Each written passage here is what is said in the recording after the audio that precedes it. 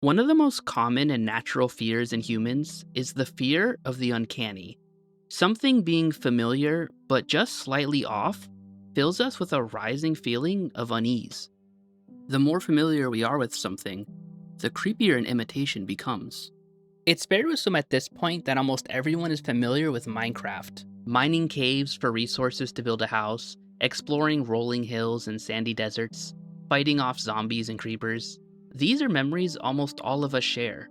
But what if there was an experience similar to Minecraft, but just different enough to trigger that fear of the uncanny? What if that game wasn't a familiar stroll through a nostalgic adventure, but instead was a surreal trip through a liminal world? What if that game was Lucid Blocks?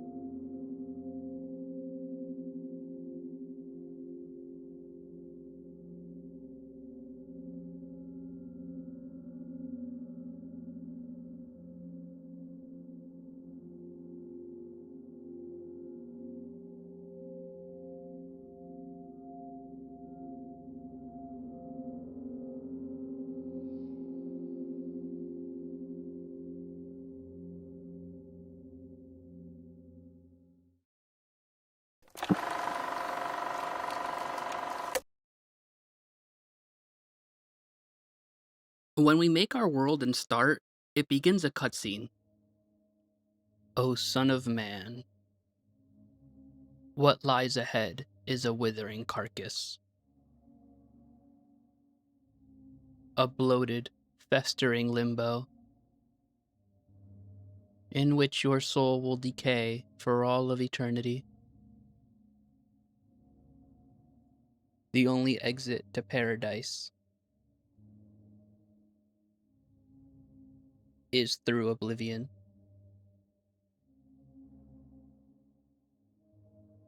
The opening cutscene doesn't give us much to go off of. It seems the game has something to do with this rosary, but how we utilize it or progress it isn't explained at all. Spawning into the world immediately shows us just how bizarre this game is going to be. What you would expect to be dirt or cobblestone is instead meat and flesh. When I make it to the top of this hill, you can see just how solemn the atmosphere is. Even in direct light, the cliffsides are covered in shadows from the gray clouds in the sky. Once I get my bearings, I open the inventory and see the crafting interface. Well, less crafting and more like alchemy. It's called apotheosis, and you combine up to 6 items to synthesize a new one. The combinations and what items they make aren't explained to you at all. If these lights have anything to do with it, I can't tell how. I combine a flesh block and a processed meat block to create a dog block. It's as much a dog block as you would expect it to be. I also find a flesh block with an eye in it. It gives me an eye, but it doesn't seem to have any use. If I combine it with a flesh block, it just makes the same block I got the eye from in the first place. But when I crafted it, something interesting happened. Something that had also happened when I crafted the dog block. A colorful liquid fills this yin-yang type symbol on our UI. Most likely, this is experience, and it's possible when this fills up, I'll gain a level. I'll continue to craft different items and see what happens. It isn't much so far, but it's the most direction I have to work with. I set off in search of new areas. If the plan is to craft a bunch of different items to get EXP, I'll need a lot of different materials to work with. In Minecraft, if you walk far enough in a direction, you'll eventually reach a new biome, so I attempt that here. While I'm digging through the side of a meat mountain, I take a look at the different systems the player has access to. We've seen the crafting menu, but there is also a menu for accessories. I bet we can craft some cool gear to boost our stats. Speaking of stats though, what are these? What would normally just be health, mana, stamina, we instead have stats like mush and span. I can guess what some of these mean. Heart is life, lung is how long we can breathe underwater. But I can't pretend I know what possible statistic drudge measures. The rosary has a page, but there isn't any way to interact with it. It might play an important role later though, so I'll keep an eye on it. The last page is a tome we can draw in, a handy way to take notes. Given how esoteric the game has been already, this is a welcome feature. After a while, the endless wall of flesh gives way to the other side of a mountain. Two things jump out at me instantly: strange flying wireframes and a wall of stone and dirt. I inspect the familiar blocks when the wireframe attacks me. With no weapons to defend myself, I decide to skedaddle and get my footing. These unusual blocks line the walls and floors, but I don't have time to take a closer look. It won't stop the chase, so I have to turn and stand my ground. When it dies, it drops a new item to craft with, so it was worth the effort. Back to those blocks from before.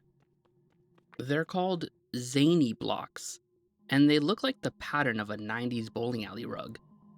I combine one with the ball essence and create barrier balls. Okay. Let's get out of this flesh area already. Into the grassy hills, and I find a sheep. This is already so much more comfortable than before. Sadly, I do have to kill the sheep. My health is low and I need some meat. Or, fish. Oh, a tree. With all the strange materials I've seen so far, wood is a familiar breath of fresh air. In Minecraft, if you place wood for crafting alone, it makes planks. Not here, it seems. Can we make a crafting table? Doesn't look like it. Just as things were starting to feel the same, I was reminded just how different they are.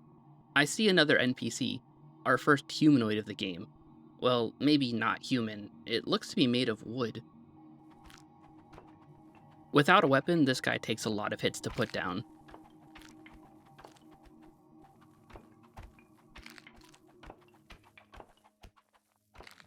A lot of materials though, well worth it. String, wood, and a stick.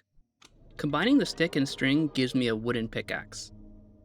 I made this because I noticed an ore, and in Minecraft, if you mine an ore without a pickaxe, it just disappears. I'm not sure if that's how it'd work in this game, but I'd rather be safe than sorry. Armed with my new back scratcher, I mine the ore. Magnetite, it's called.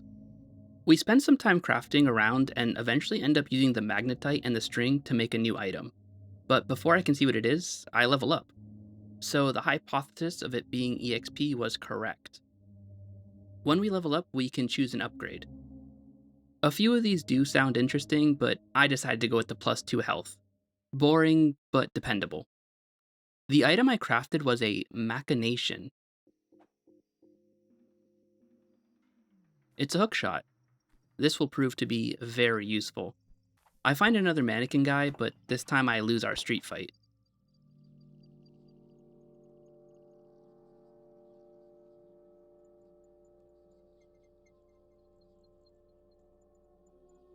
Despondent vermin.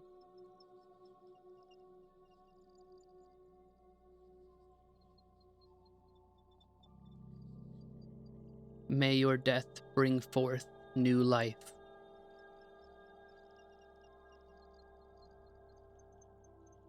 Bad news, we spawn back in the flesh biome. Good news, we don't lose our items. The current plan of action is to keep exploring and keep crafting. This will keep leveling us up, and though I don't know exactly what that will do or how it will progress the game, it's more likely to help than it is to hurt. Turns out the mannequins won't attack you if you don't attack them first. Or not, never mind.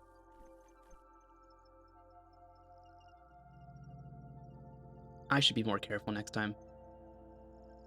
Crafting continues, and I learn combining a machination with most things creates mudra. Mudra seems the same as machination, perhaps a bit longer. If I combine the machination with a smiley thing, I get a light pincer. This is going to help with how dim the game is.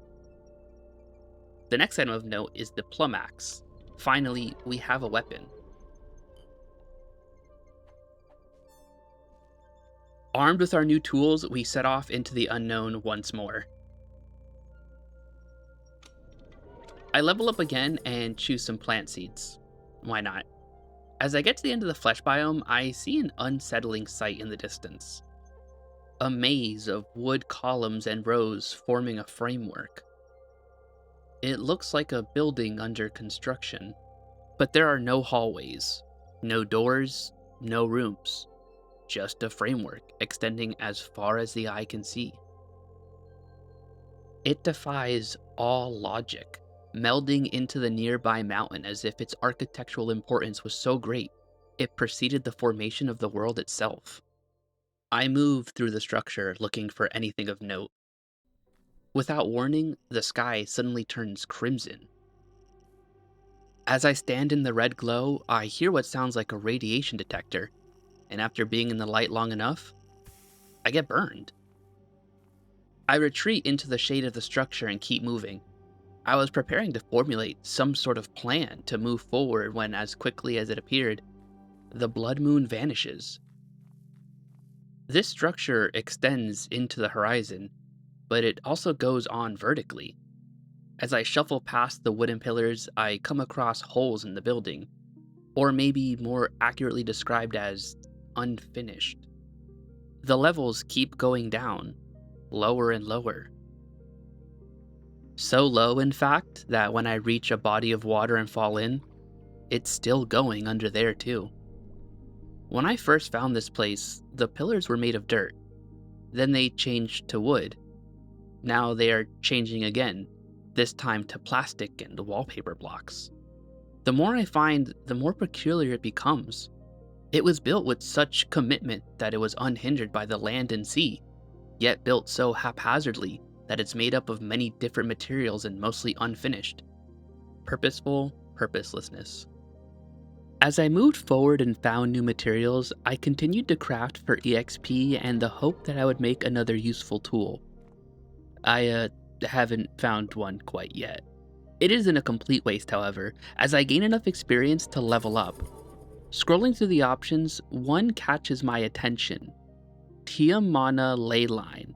Receive a pendant that guides you towards a Tiamana ley line. I can't tell you what drew me to this item, as I have no idea what a Tiamana ley line is. It just seemed like something interesting. With the pendant in hand, a colorful smoke pours out, leading us in a direction. Eventually, it tells us to go towards the ocean, so with a bit of hesitation, I start swimming across. I take a detour at a small island to craft and gather materials. I craft a new weapon named Hate Wand. It causes explosions a short range away. Very short if you look at the ground and shoot. We might be back at the starting area, but with the pendant and grapple hook, we can work to get to the ley line quickly. Not too far from spawn, I see a new block I hadn't seen before, and mine a few, when a spider attacks me out of nowhere.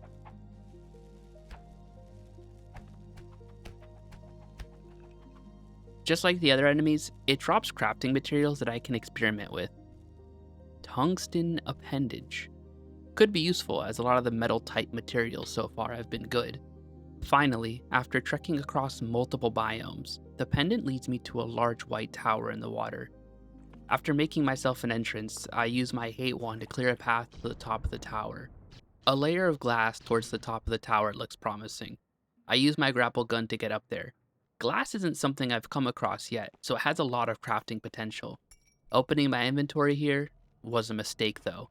On the ground in front of me, for a brief moment, you can see a shadow of an unknown entity above me. And before I can even see what it is, explore, die, craft.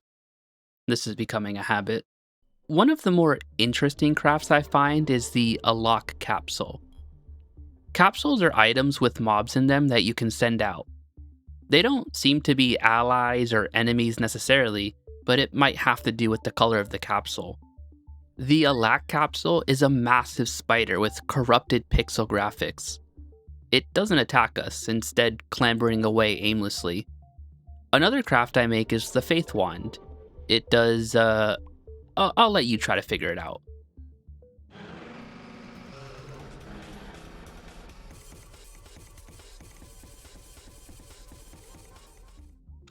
I also make an earring that gives +2 heart. Leveling up once again, I take a block that lets me set my respawn point. This will come in handy for trying to make progress in that tower. It's time to climb the tower again. I make it back to the base of the tower and I can see it, the monster that killed me. It's some kind of spider, different from the one I crafted. I stand below the glass tiles, trying to get a better look at the spider. The spider stands below the glass tiles, trying to get a better look at me. Its attack leaves me at 1 heart and sends me flying into the air, and I come down crashing, dying to fall damage. The spider was massive, made of a material that looked like bismuth, and did half my health in a single hit. There is no way I can beat that monstrosity. I'll just have to hope to avoid it. With my respawn block close, it doesn't take long for me to get another attempt. My luck must have finally turned around because the mechanical spider is nowhere to be found. Instead, when I reach the top, I see a translucent cube of particles. It looks like EXP. Tiamana it was called.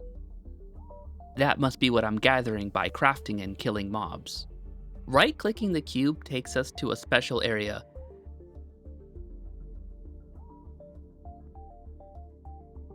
It's a platforming challenge, like those secret stages in Super Mario Sunshine. These rings blast me up, and I have to navigate the map using them to reach higher platforms. Unfortunately, I'm not as good at platforming as I used to be, and I lose the challenge after failing 3 times.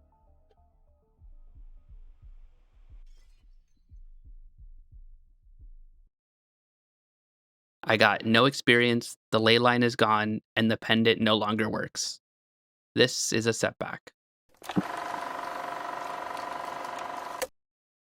It's hard to describe what I'm feeling right now. It sucks to have to do all of that again after everything that I did to get here. On the other hand, I'm still not even sure what we would have accomplished.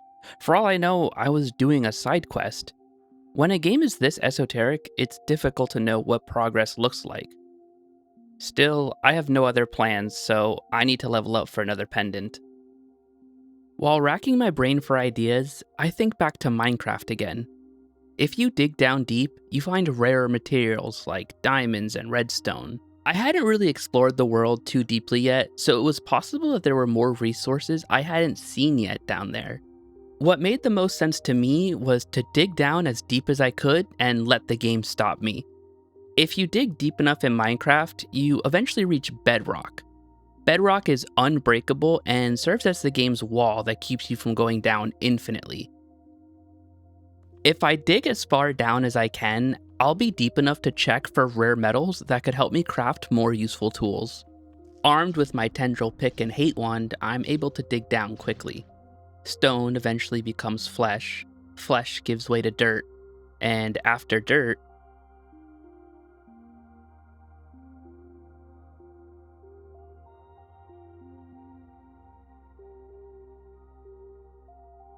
this isn't quite what I expected. You can see the underside of the world itself. A floating island. Is the void really the end of it?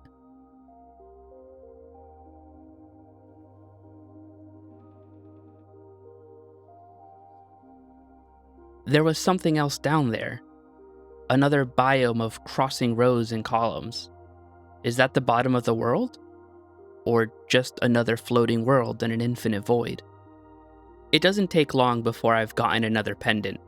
While crafting to level up, I managed to make a very useful item. Maybe even as useful as the grapple guns and weapons. The glider glove. This little beamit allows me to glide around and avoid most fall damage. This item will be very useful when I go back and try to explore the underground void. The path to the ley line isn't too eventful, and I eventually reach a small wooden house. It's above us. I brace myself, prepared for another challenge. But it's a cutscene instead. He fashioned this for thee.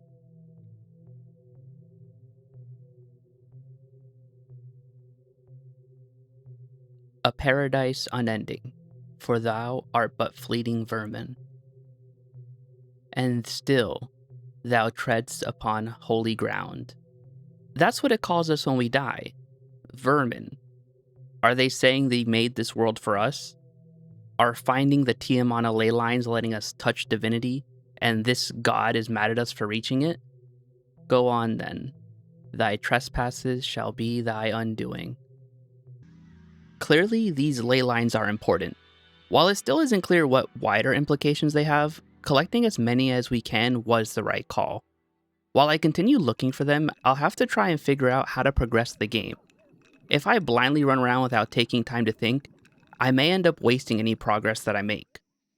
As a gift for finding the ley line, I am given Sulfite. I'm going to hold on to this for a bit. I have no idea when I'll get more, and getting it from a ley line makes me think it's pretty rare and important. I take out the pendant to find the next ley line and it doesn't work again. Maybe I have to be within a certain range for them to work? Time passes as I wander forward. I reach a shore and take stock of things. I'm close to leveling up and have a few materials to work with. What should I do with...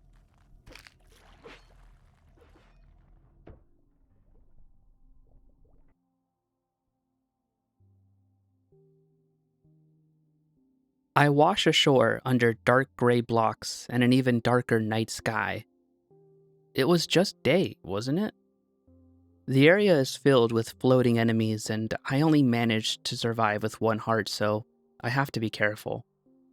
The top is much the same, minus the lights. Glad I brought my own. I found that if I grapple the floor in front of me, I can quickly glide across the floor, making movement a lot faster. I scoot all the way to the edge. I think it's best to turn back. Losing track of my footing in the dark, I fall off the gray roof. Water breaks my fall, keeping me from losing the one heart I have left to fall damage. Not safe yet, though. The metal spider is still chasing me.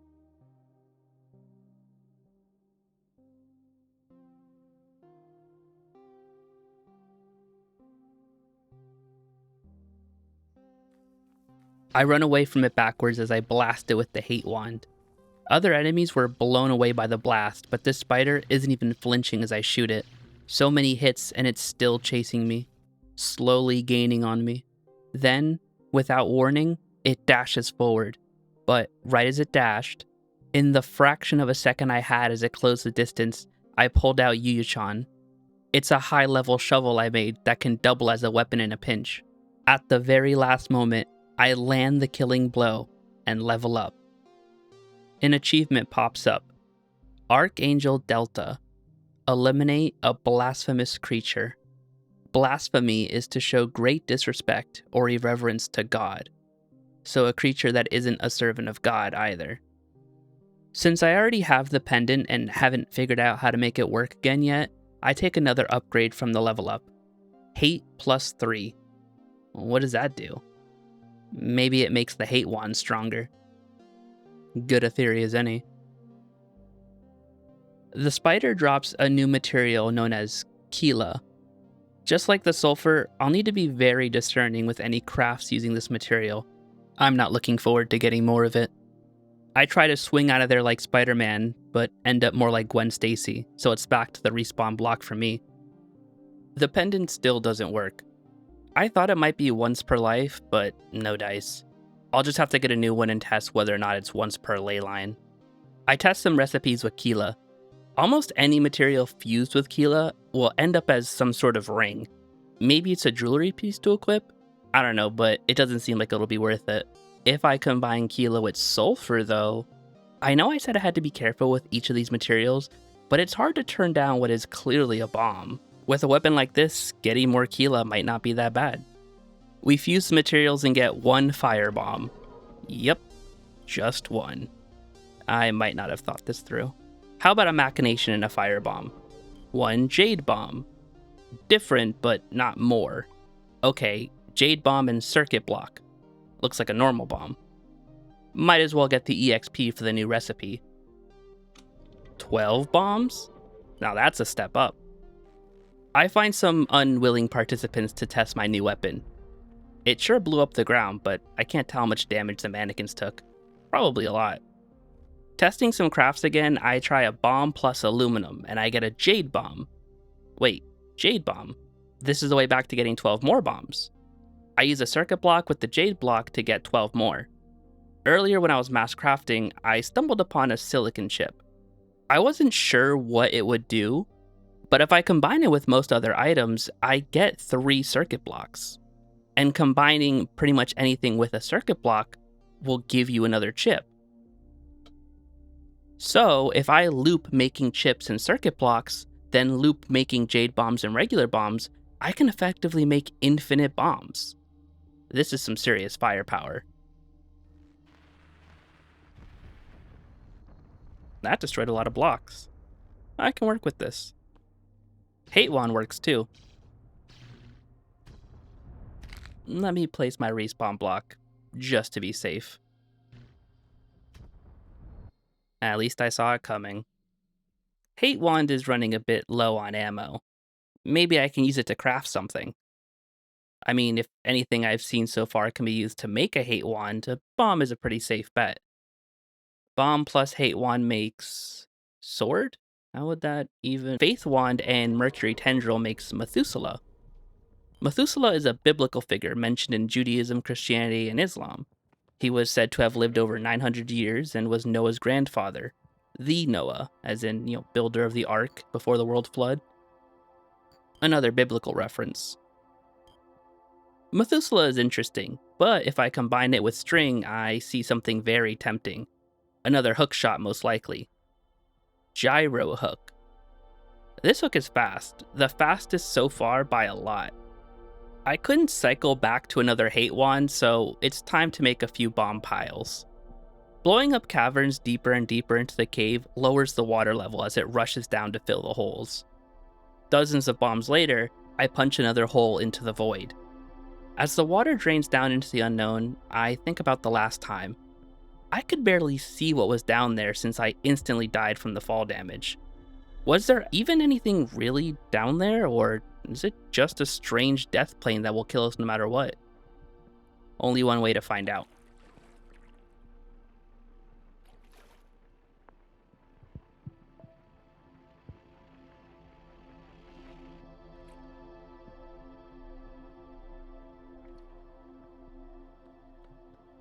It's a labyrinth of rooms filled with placid water. Some of these rooms lead to each other. Some of them lead to nothing. One room is a hallway with lights. This one has stairs leading to nowhere. Another one has a grated ceiling, letting light flutter in. But from where? Aren't we underground? Climbing on top of the rooms reveals just how far out they go. I continue looping the rooms, but it's hopeless. This maze is as empty as it is sprawling. No signs of life. But we managed to find something new. A new ore to mine.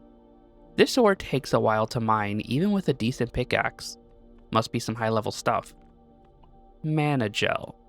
Putting mana gel in the apotheosis with my other materials doesn't show us anything new, however. How can that be? This ore is so far out of the way. Surely it has to be useful for something. Beneath the mana gel is another new mineral. This one is called Tiger Stone Block. Mana Gem wasn't making anything new with what we had, so let's try it with something new. Cash Cube. Cash Cube functions like a chest. We can store items in it for later, which is huge because up until now, I had to keep only what I could in our fairly small inventory. I stock up on the materials before heading off in search of more. I come across another building framework made of stone. Unlike the one I found before, this one doesn't have any flooring. It seems to go far down into the water and into the distance. Trapezing my way across, I do come to a spot with floor after all stone and covered in gravestones. A rainbow blob appears, the first entity we've seen in a while. Killing it drops goo. Doesn't sound too exciting, but you never know what you can make until we try. Leaving the stone framework and past a few more rooms, there is a snowy hill. This biome is so strange. Giant spires of snow raise and twist into the sky. But is sky really the right word for this? I learned that if you use the glider glove in water, it propels you like a motorboat. Pretty fun, actually. Alright, maybe this isn't the safest way to travel here. I'll take the scenic route. Up and over the mountain, a building comes into view through the fog. I can't quite explain why, but it reminds me of a school. What are these? Ambiguous block. Some lights are placed outside. I'll take these for future use. More framework. I jump in to look further and break a square of the reflective block lining the building. Line metal block, it's called. Let's continue. It feels like it goes on forever. I reach the end and can see there is more on the horizon. But let's do some crafting first. I'm really close to leveling up. This is a good opportunity to test the pendant theory, so hopefully we can get another one on level up.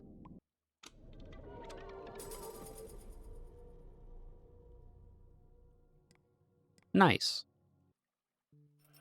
Safe to assume now that they are once per ley line. That's both good and bad. It's good that we know and we can plan accordingly, but it also means we're going to have to level up each time we want a chance at finding the next ley line. Ley lines give us a lot of EXP, so that helps offset it a bit. The pendant is pointing up. Most likely the ley line is back on the surface level. Good thing I have a secret technique for getting back up there. The pendant is now showing us a direction mostly horizontal to us, so the ley line is on this level. Grapple sliding across the snowy coast brings us to another white monolith in the water. I make my way in, but the path to the ley line isn't obvious. I'll have to explore this carefully as to locate the ley line without too much opportunity for enemies to ambush me.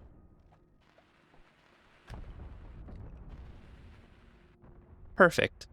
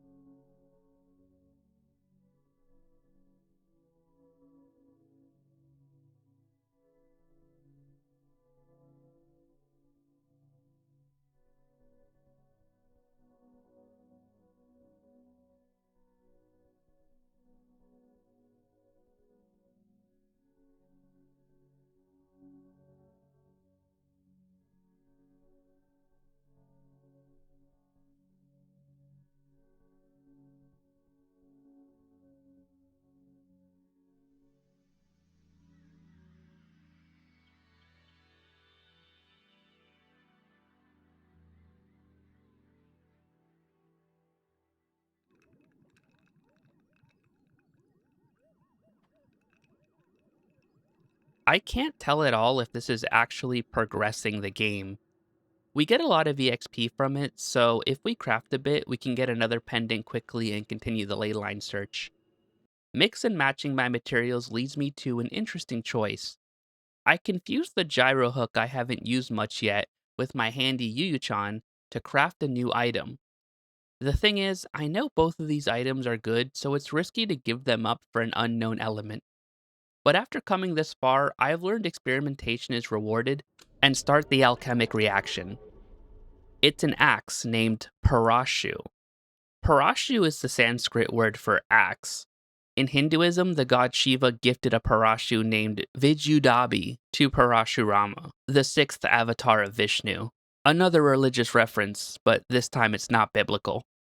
A mannequin surprises me, but it's alright. It's a good chance to test Parashu. It only took 2 hits. This is the strongest melee weapon I've made so far. The next level up has another pendant. I grab the respawn cube and start the trek over. It's pointing up, so I climb the mountain to get closer. Still pointing straight up. I grapple up to the flesh spire. It's going to take a lot of grappling and climbing to reach the top of these floating islands. Let's grab a bunch of flesh blocks before moving on. These will be useful to build a tower up if I need to reach something high. I'm going to need a lot of blocks for this. I also need to watch my step. Since we picked up the respawn block, we spawn back at our original spawn point. The floating islands aren't too far from here luckily, so it's not a long trip back. I get high up on the islands, but the pendant still points straight up to even more islands above. I climb using the blocks I brought to the next level and look around. Even more islands above us. With 2 full stacks of extra blocks, I build as high as I can. I pass the islands and reach the sky. But there isn't anything here at all. It's empty. The pendant still points up. It's still higher, but I have no way to reach it. I'll have to farm a lot more blocks and build even higher.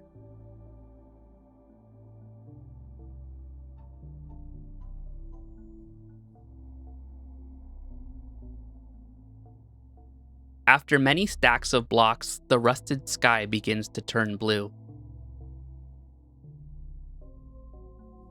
Just above is a floating stone island. This has to be where the pendant is leading us. Huh. Who are you?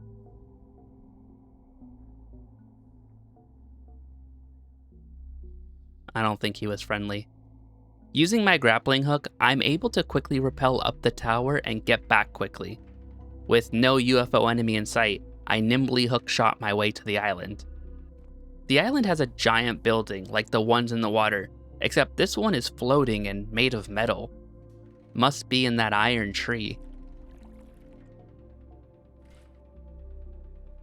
It takes some finagling, but I reach the ley line. It's a cutscene of a bee. It also shows someone's gameplay. It looks like creative mode.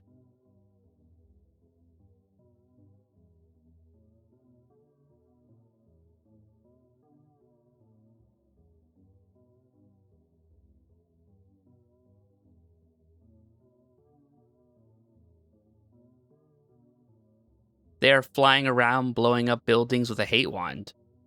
If this means anything, I can't be sure.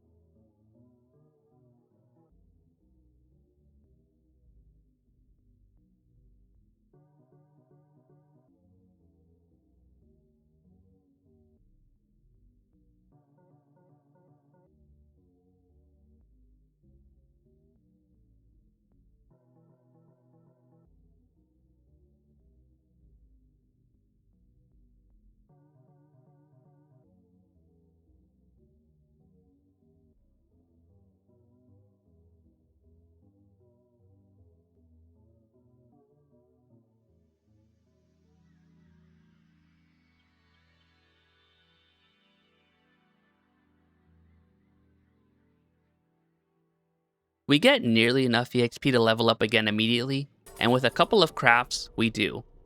Another pendant acquired. This one is pointing down. We glide back down to the main level and take out the pendant. Back to straight, so it's on this level. We do a tactical reset to get health back and our respawn block. After just a minute of gliding and swimming, we are already at the next ley line. Isn't that convenient? It's another challenge this time. There are blocks that look like they are ley lines, but tinted orange. Right-clicking doesn't do anything, so I try to mine it. It gets destroyed, but not added to my inventory. Maybe the challenge is to destroy all of them? This area is filled with roaming goo monsters, but Parashu makes quick work of them. Using my bombs, I can destroy the fake ley lines and bubble boxes with ease. Now all that's left is the real ley line. Finally, we beat a challenge. Just like the last time, our EXP is primed and ready for another level up. We get it and another Tiamana pendant. It's around now that 2 things pop into my head. 1, I need a home base to start storing materials. 2, we've done multiple ley lines and still haven't gotten any confirmation that we are making progress. Could the ley lines just be for gaining experience fast? No, because you have to get a pendant from leveling up anyway, so it would be redundant. Unless the stats we gain from leveling up is supposed to be enough of a reward to justify it. I flipped through the menus in frustration. Then I noticed the rosary. At the beginning of the game, it was normal, but now 4 of the beads are illuminated. 4, just like the amount of ley lines we've done. This is it. This is the direction I was looking for. I finally understand what we need to do. We need to fill out the rosary by completing ley lines. Then, okay, maybe I don't know exactly what we have to do, but I know for sure we are progressing the game, and that's enough for now. Whatever the final challenge is, I'm sure we will learn when we finish the rosary. 9 beads remain.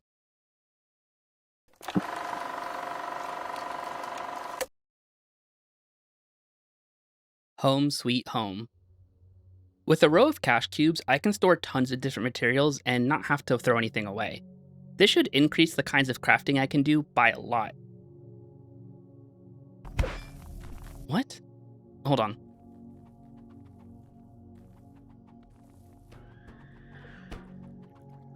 This spider was scary before, but armed with parashu, even a blasphemous creature can't survive. As you can see, I respawned back in my house because I put the block here in the floor. Very handy. Now that a base has been established and we know what I'm going to do, I'm not going to be showing everything that happens. Instead, I'll be focusing on new biomes, the ley lines themselves, and any side adventures I go on. First things first, I go to the next ley line. Pendant is pointing up again, so it's in the sky biome once more. With some prep time to gather dirt, I'm able to climb to the next biome, get inside the base, and collect the ley line.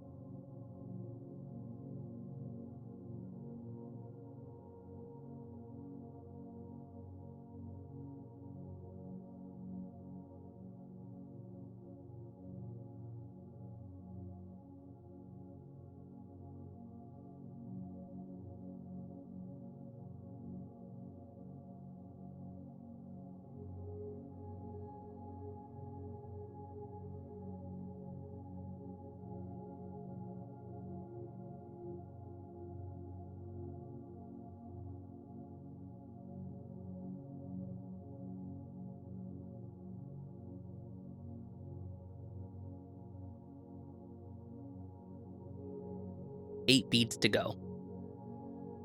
The next ley line also goes smoothly. It's just another tower.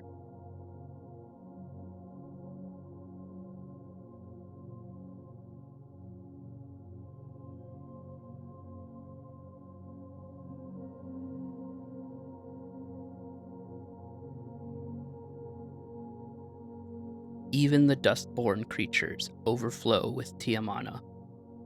Could this be referring to the mobs we see like the mannequins and spiders? Countless sparks of consciousness in a sea of chaos.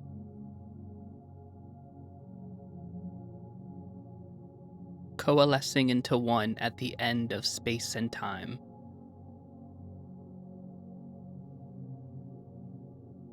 Where the 7 suns would burn away the self.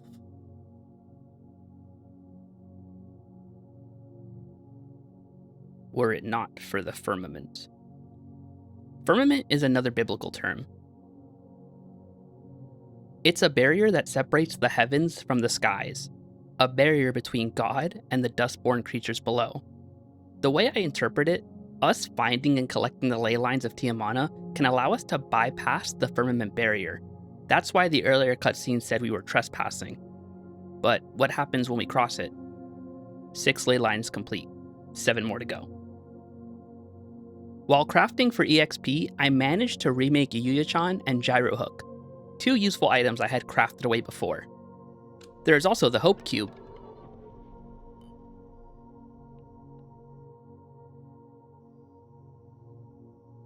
I wasn't hoping for that. Another very interesting set of items is the Infinite Spiller. It acts like a water bucket in Minecraft does. Use it to create a water block. Unlike Minecraft though, using it doesn't empty it. It really is infinite. If you combine it with Keela, you get the Infinite Absorber, which, as I'm sure you guessed, acts like a permanently empty bucket, allowing you to remove any amount of water, so long as you have the patience. The next ley line isn't far from here. The pendant leads us to this floating forest. Each tree being placed uniformly apart gives a sense of intention to something so absurd. The ley line is in another white tower. I climb on top and break in from the ceiling to get to the ley line.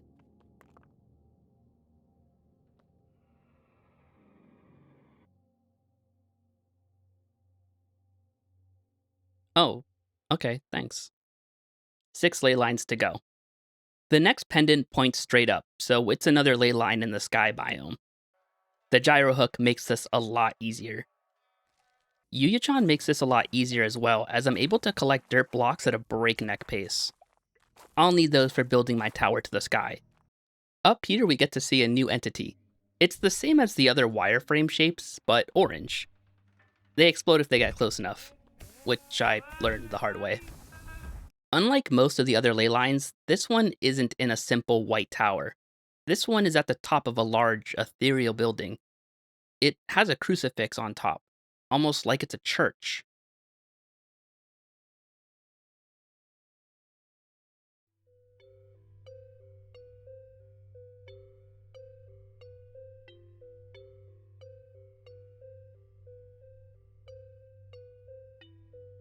Why did you wake me up?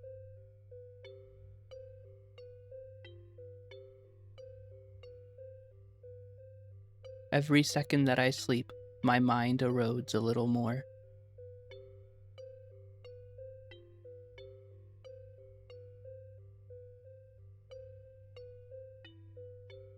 My qualia mocks me.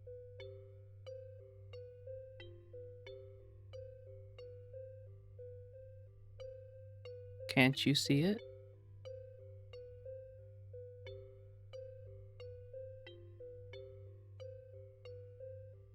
It's all I've ever wanted.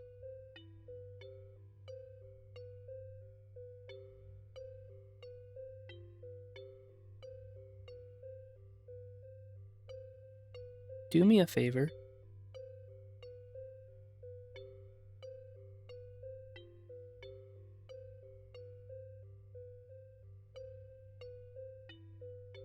I want my mind torn into a million pieces.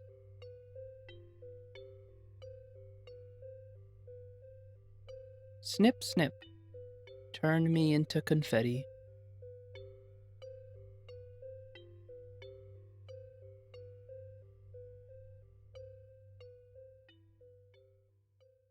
It's difficult to tell who this is supposed to represent. The god who spoke to us wouldn't be this informal, and they certainly wouldn't ask us for a favor. Is it us? Maybe it's the character we control breaking the fourth wall and talking to us directly. Maybe it means nothing at all. 5 ley lines remain. Looking up to the sky, I notice a mess of dotted colors. Bits of red, blue, and green, like when you sat too close to the CRT TV as a kid and could make out the individual pixels. I climb a bit and shoot my gyro hook upwards. It's solid. It's a never-ending sea of colored blocks. As I walk across, they make rubbery balloon squeaks. A giant play pit. Square blocks instead of balls. It's dark up here, even though it was bright below. Each biome is its own little world. I cross the plastic ocean to reach a massive pillar breaking through the clouds. It just keeps going.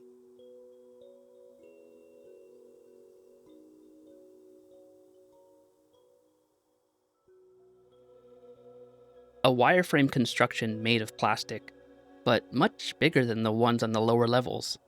Half circles and full spheres of blocks suspended in air like planets in space. This tower, is it hollow? No, it's completely filled so far. Once again, while trying to use explosives, I blow myself up. I guess this is gonna have to remain a mystery for now. Back to the ley line search. Level up, pick the pendant. You know the drill.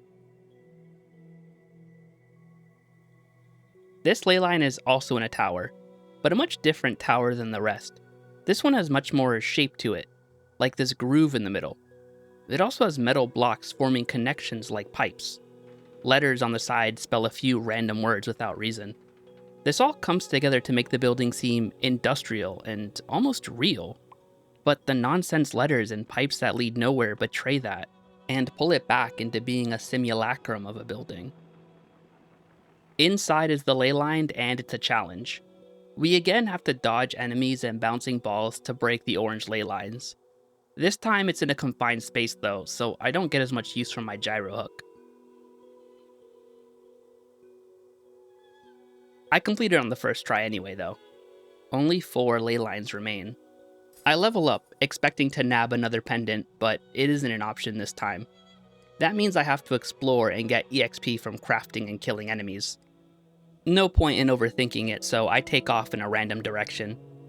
A small house along the way has another hope cube. Now that's something I'd hoped for. Another level up and... again, we don't get a pendant. I'm starting to worry we'll have to find the remaining ley lines without them. Considering this world is basically infinite and the ley lines are a single block, we will be searching quite the haystack for a very small needle. An idea pops into my head. The first couple of times I reached the sky biome, I didn't give it much thought that something could be above it. But after reaching the plastic island and the planets above, I was shown that there could be more. And if there can be more above, maybe there could be more below.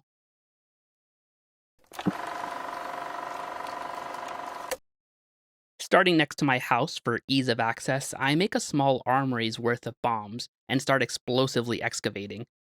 It doesn't take long before I've made a hole in the void and I can glide down.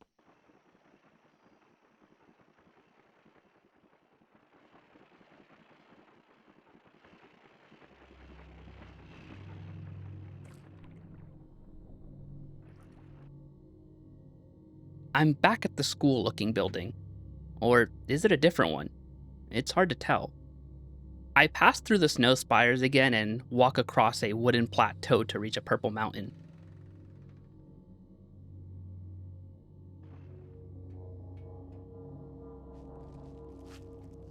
State block? I'm not good with flags. You guys will have to tell me which state this is. Continuing on this level, and I decide it's time to dig down again. Will this have anything below? Perhaps I'll finally reach that bedrock layer I was looking for initially.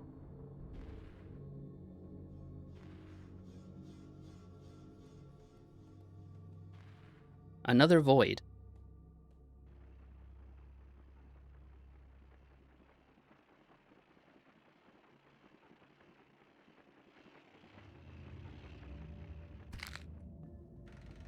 This level is a bit different than the one before. Not as stark a contrast as the sky biomes were, but still identifiably distinct.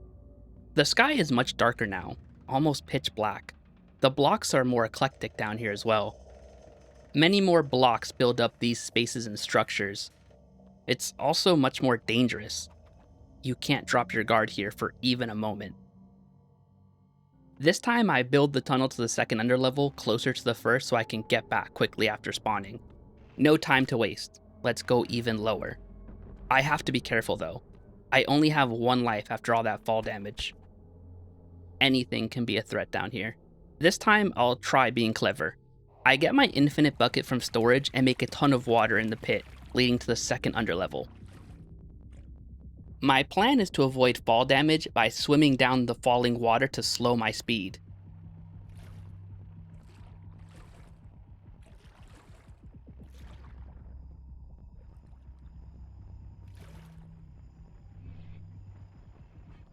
Are you serious?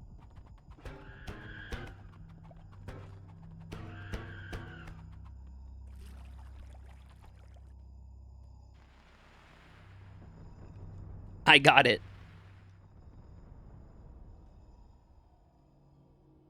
He knows what's up.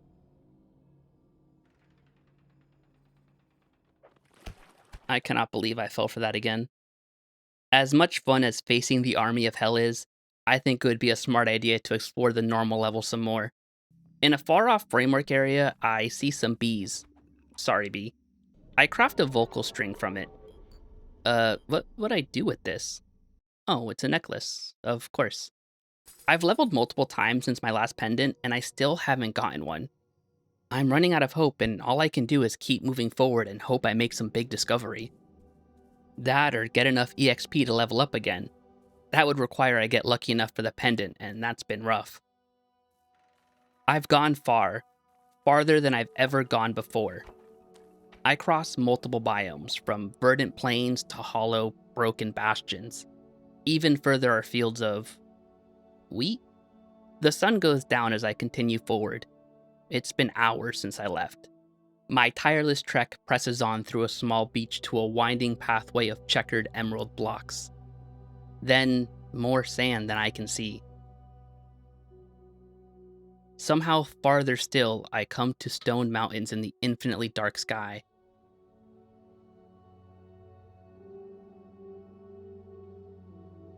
I glide down to the other side and find a cliff.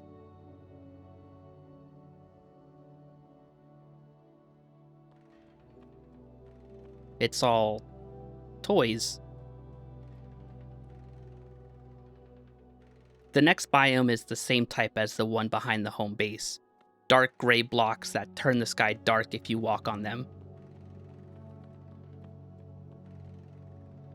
This one is above crossed sections of grass, making small pools of water. I swim past more of the toy island and get to metal towers.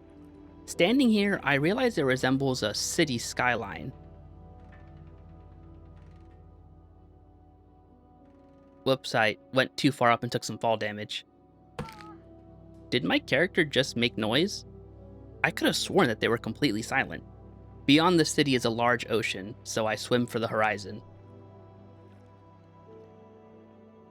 There is another white tower similar to the ley line towers we found before. Does that mean we've found one without a pendant?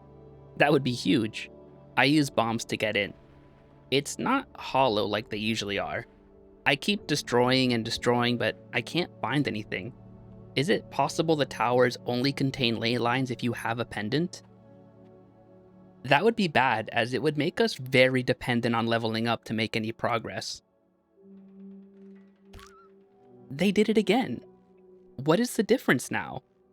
Oh wait, the necklace I made. I equipped my character with vocal cords, so now they can make noise. That's a nice touch. As I make my way through another spiral path biome, I level up. But again, I get no pendant. This isn't looking good. After a while of walking, I find a set of stone buildings in the water. Nothing in the first one, but in the second one, a ley line. Without a pendant, I actually managed to come across a ley line in this massive world. This ley line is a challenge. A metal pathway leading to a metal box. No clue how you're supposed to get up there, but I know how I'm gonna do it.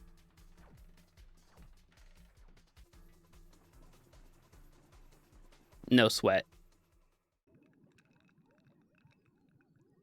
That challenge gave me just enough EXP to level up.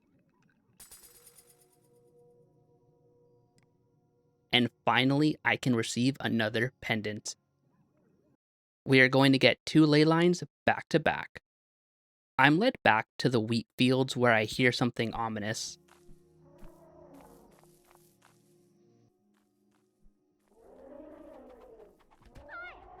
A massive beast, and it kills me almost instantly. My house is far, but with the guidance of the pendant, I can hook my way back without too much hassle. Inside a completely nondescript house sits the ley line.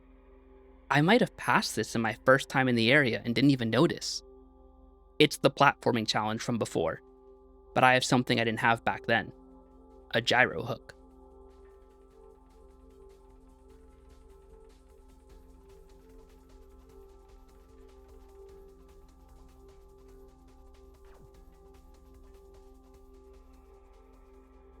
With that, only 2 ley lines remain. While I did manage to find one without the pendant, I am really hoping my next 2 level ups are lucky and I can avoid the aimless wandering.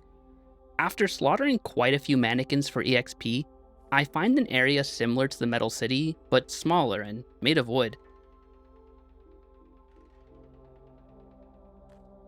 Reminds me of that episode of Ed and Nettie where they built a cardboard city. While crafting, I make a mudra.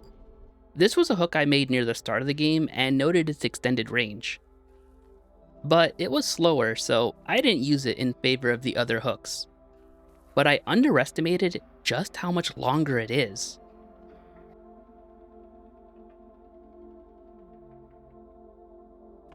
Back at the base, I craft and level up once more.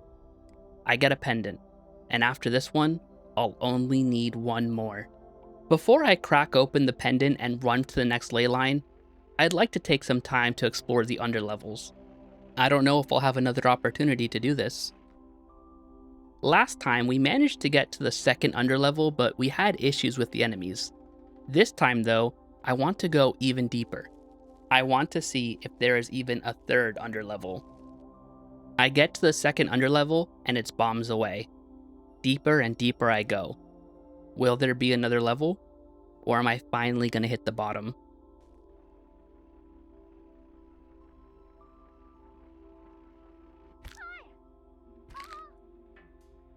I was surprised and lost my composure, but I managed to recover. All I can see is an infinite lattice grid of metal squares. Is this the bottom? Does this design repeat infinitely and I have nowhere to go? I don't feel like I'm getting any closer to the bottom. Only one way to find out.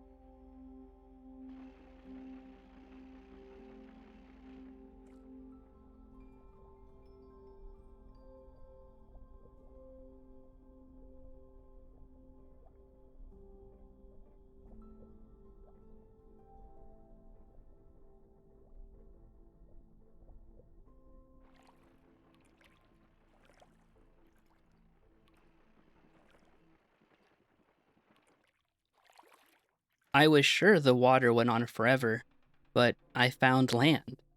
It's onyx block, apparently. It's frightening. The world is so dark down here. And with how many enemies attacked me in the second underlevel, how many are going to attack me down here? I wander aimlessly through the paths of onyx. The world is silent, except for the harsh clacks of my footsteps on the hard stone. The world is still, except for my expedition across this lifeless barren. The minutes stretch on as I make my way to other onyx islands in the distance. But what is distance in the infinite? As the sun dawns on me, so does a realization. There is nothing for me to be afraid of down here. There is nothing here at all. The water is clear and calm, but I'm not at peace. The absence of bad might seem inherently good, but the absence of anything at all is purgatory. There is nothing for me down here. It was a damned trip from the start. All I can do is leave and forget this impressionless place. The pendant's next location points down. So far down, in fact, it looks like it's pointing to the underlevel. I guess it's not too surprising that a ley line could be down here, since a few were in the sky biome. I glide down the hole to the first level, and the pendant is now pointing straight. The first underlevel is nowhere near as aggressive as the second, making the trip to the pendant pretty easy. I cross a plain of wheat and a plain of cysts until the pendant points down to the water. Submerged in this water is a small cottage where the ley line must be. After making an entrance, we can start the next ley line challenge.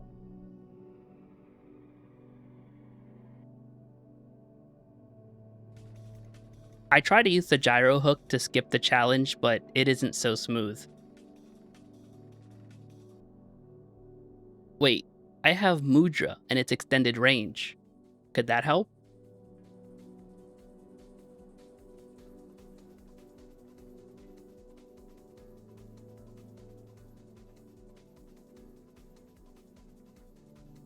Wow.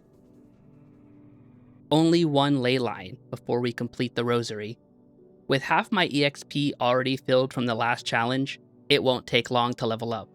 With some crafts and kills, I level up for hopefully the last time and grab my pendant. It points up, straight up. How fitting. After collecting grass at Mach 10 with Yuya-chan, I begin my ascent. I make it to the first sky level and check. Straight up to the sky still. We have to go higher. Back to the plastic ocean. Even higher still. I climb all the way to the huge plastic framework. Yet again, even higher still. But can we get much higher? We're so high. We make it to the highest level so far. Plastic boxes float in the air with patterns like Christmas presents.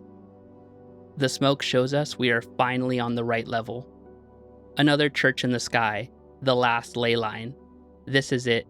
Everything we worked towards. I can't believe it's almost over. This ley line is a challenge. The last challenge. A large skyscraper. Really? This is the last challenge? A couple hook shots and it's over as fast as it began. That was really the toughest challenge the game could throw at us? Well, it's fine, I guess. Perhaps the real challenge was the journey itself. I can be okay with that ending. That is the end of Lucid Blocks. Wait, what? It isn't over? The rosary is full. Doesn't that mean I completed the game? Well, the game never outright said that was the goal. It was just something I assumed based on the cutscenes and the beads lighting up. Alright, let's see if we can get another pendant. It isn't an option. All I can really do now is wander around and see if I can get a pendant from another level up. After all, there have been periods of time where I've leveled multiple times without getting one. I begin to push aimlessly into the distance, crossing over many biomes. I also stop from time to time to craft some items. I see a blasphemous spider. It falls down a pit, and when I look over, I can see it fighting a wireframe. I toss down bombs to see if I can kill it from a safe distance. I try to scoot forward and go a hair too far. I'm not sure how I didn't die to fall damage. Maybe sand is a soft texture and doesn't do as much damage.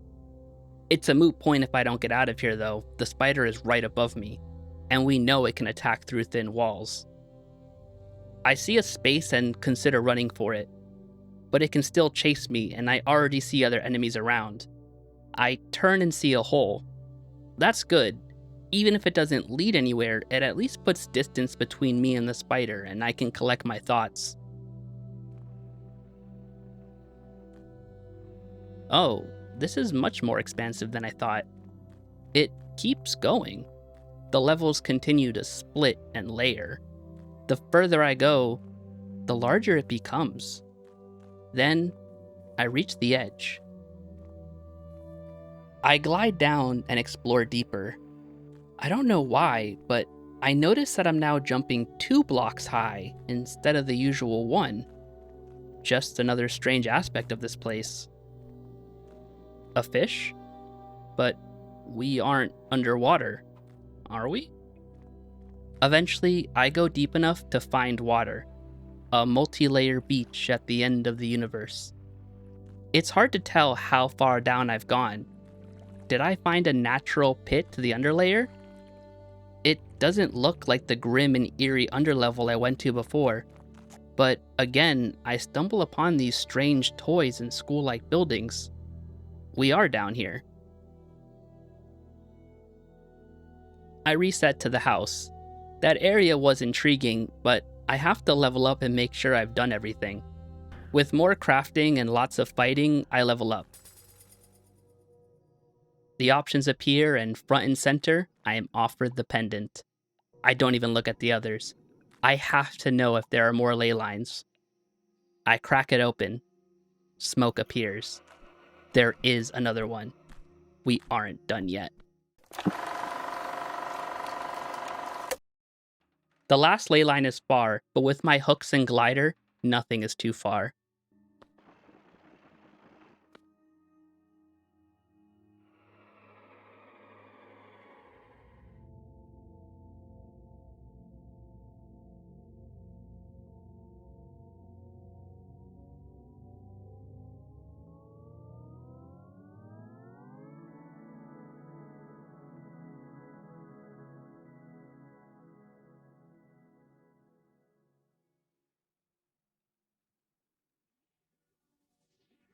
We have to fight God.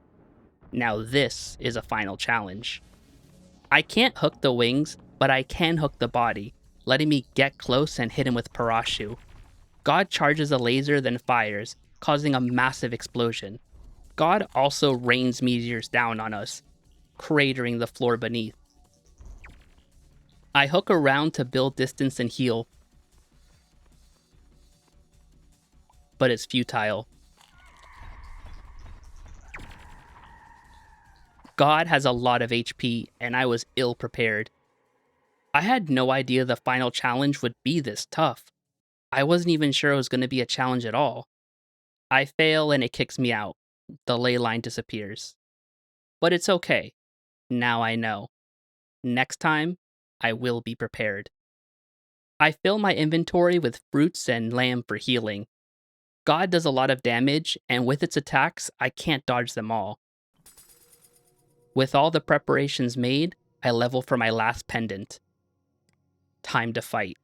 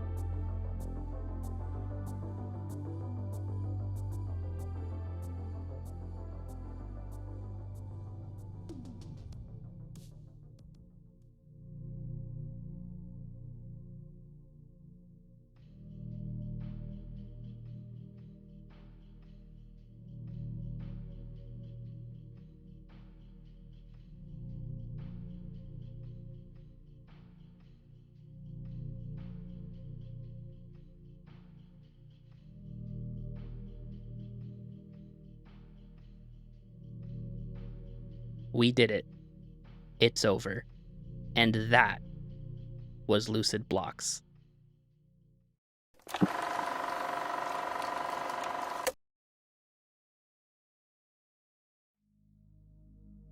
When I first started, I was anxious. The world was just out of my understanding.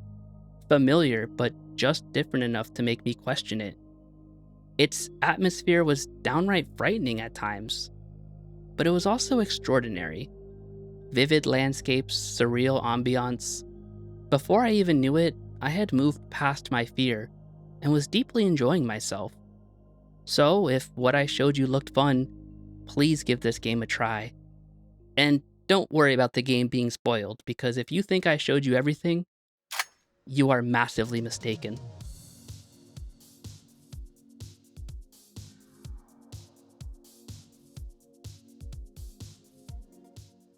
Thanks for watching. I hope you enjoyed the video.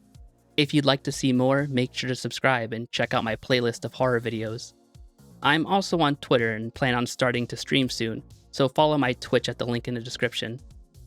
I hope you have a great day, and if you're watching this again, I hope your day is twice as good.